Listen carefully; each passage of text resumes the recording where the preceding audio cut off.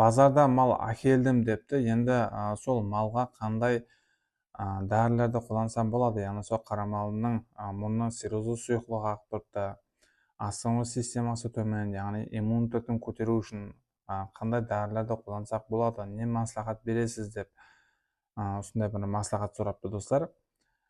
Видеоға лайк басып тұрмын достар. Мен қазір сіздерге бұл хақында толық түсіндіріп өтуге әрекет етемін достар. Базардан мал әкелгеннен кейін достар, ең бірінші нәубетте, яғни сол қожалығыңызда, яғни сол фермер қожалығыңызда басқа малдар болатын болса, әкеліп бірден, яғни дені сау малдарға қоспаң достар. Лажы барынша, яғни карантин қылың достар. Карантин не үшін керек достар? Карантин достар, яғни сол базардан әкелген малыңызда қандай да бір инфекциялық кеселік болуы мүмкін достар. Инфекциялық.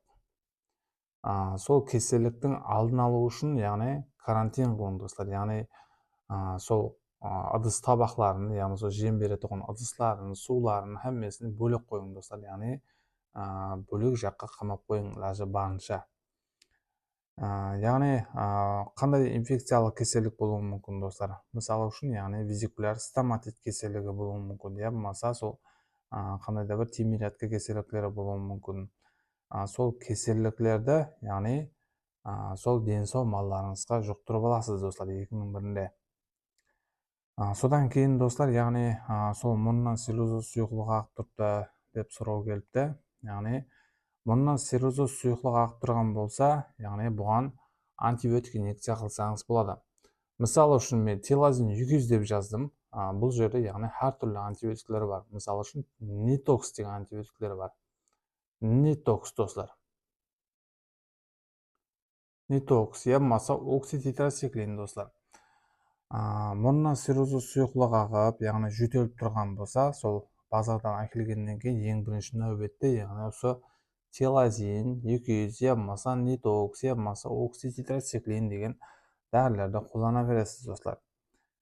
Телазин 200-ді достар, яғни күніне бір рет инъекция қыласыз. 3 күн davomida инъекция қылсаңыз болады, я болмаса, яғни күн ара инъекция қылсаңыз болады. Бірақ нитокс, я болмаса окситетрациклин деген кешіресіз достар. Яғни окситетрациклин деген болатын болса, бұларда өзінің сағаты болады. Алдын достар, яғни 72 сағат деп жазып қоятын еді. Яғни нитокста, я болмаса оксидеда 72 сағат деп, бірақ қазіргі инструкциясында достар, яғни 60 сағаттан кейін қайталдан қолданылады деп қояды, яғни окситетрациклинде достар. Яғни телазин 200, мысалы үшін телазин 200 дәрісін инъекция қылдық, яғни сол қара малымызға мұрнынан циррозы сұйықтығы ағып тұрып еді, телазин 200 дәрісін инъекция қылдық. Енді бұл қара малдың достар астыңғы системасын жақсылау үшін қандай, яғни витамин қолдансақ болады деп сұрау береді.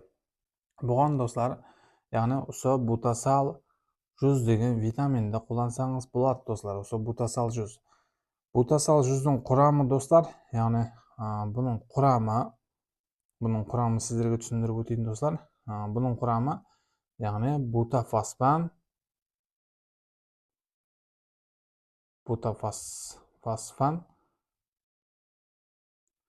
әмде, яғни B12-ден ібарат болған витамин достар. Бұл. Енді бұл бутасал 100-ді достар, мускул арасына инъекция қылсаңыз болады, яғни мускул арасына достар, мускул арасына инъекция қылсаңыз болады, содан кейін тері астына инъекция қылсаңыз болады, тері астына достар. Әмде, яғни вена қан тамыры ішіне инъекция қылсаңыз болады. Вена ішіне достар. Енді достар, бұл бутасал 100 витамині, яғни сол осы телазин 200 деген антибиотикті қолданған кезінде, яғни қасына қолдансаңыз болады. Бұл бутасал 100 витамині достар, сол қара малдардың астыңғы системасын жақсылайтын, яғни қара малдарға күш беретін витамин болып есептеледі. Яғни бұл бутасал 100 витамині жақсы витамин достар. Бұл көпшілік ветеринар врачтар біледі, яғни осы бутасал 100 витаминін достар. Бұл витамин сол арқылап атқан, яғни сол қарамалыларға достар, азғантай болса да діңкендіретұғын витаминлердің қатарына кіреді достар. Сол бутасал 100 деген витамин. Содан кейін достар, яғни осы дастим деген дәрі инъекция қылынады. Осы жерін суретке түсіріп алып, я болмаса скриншот етіп алсаңыз болады достар. Яғни осы бутасал 100-ді қай жерге инъекция қылу керек? Мускул, тері астына, вена ішіне достар. Енді достар, дастим деген дәрі бар достар. Бұлам дастим деген дәріде, яғни бұл иммунитетті көтеретұғын дәрі болып есептелінеді. Яғни иммунитетті көтереді достар. Иммунитетті көтереді. Бұл яғни дастим дәрісін достар, осы антибиотиклер менен біргелікте, болмаса осы витаминдер менен біргелікте қолдана бересіз достар. Бірақ сол инструкциясы менен қысқаша танысып шығып, сөйтіп тұрып инъекция қылғаныңыз дұрыс болады. Әмме дәрінам достар, яғни сол инструкциясы менен қысқаша танысып шығып, сөйтіп тұрып инъекция қыласыз достар. Енді достар, осы бутасал витамин хақында, яғни көпшілік адамдар сұрайды. Бұл бутасал 100 витамині достар. Яғни бутасал витамині болатұғын болса достар, бұл витаминді достар, яғни тір салмағы, мысалы үшін тір салмағы 150 кило шығатұғын болса, яғни тір салмағы 150 кило шығатұғын болса, сол қарамалыңыздың, я болмаса сол баспақтың 8 мильдан, яғни 10 миль атрапында инъекция қылсаңыз болады. Тері астына, мускул арасына, я болмаса вена қан тамыры ішіне достар. Сол дозировкасы, яғни өзінің дозировкасы болады. Сол дозировкасына қарап тұрып инъекция қыла бересіз достар. Қысқаша сол достар, яғни сол базардан мал әкелгеннен кейінгі қолданылатұғын дәрілер достар.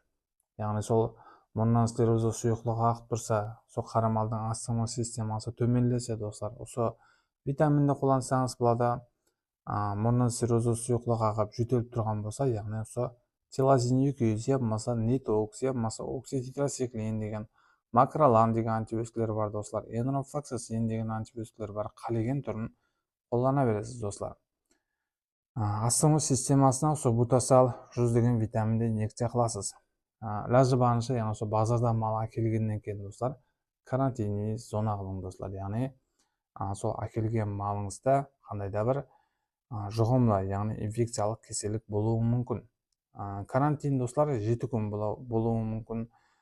Содан кейін достар, яғни 14 күн болуы мүмкін, 21 күн болуы мүмкін достар.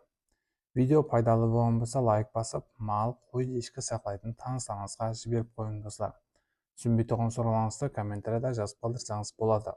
Сіздер менен біргелікте ветдоктор Бегалиев Тазабай болды достар. Кейінгі видеода достар, яғни сол қарамалды достар, базардан қалай, дені сау қарамалды қалай алсақ болады деген, яғни сол видеода түсінік беріп өтуге әрекет етемін достар. Айтпаңыз үшін рахмет.